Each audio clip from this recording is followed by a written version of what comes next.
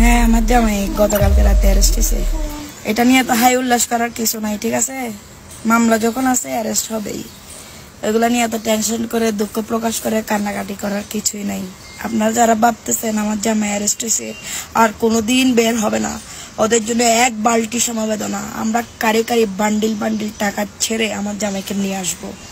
আমার জামাই বীরের বেশে চলে আসবে এবং যারা এই ঘটনা ঘটাইছে তাদেরকে ছাড় দেওয়া হবে না, মাথায় রেখো। এতদিন আমরা পলাতক ছিলাম, এখন তোমরা পলাতক থাকার বেলা।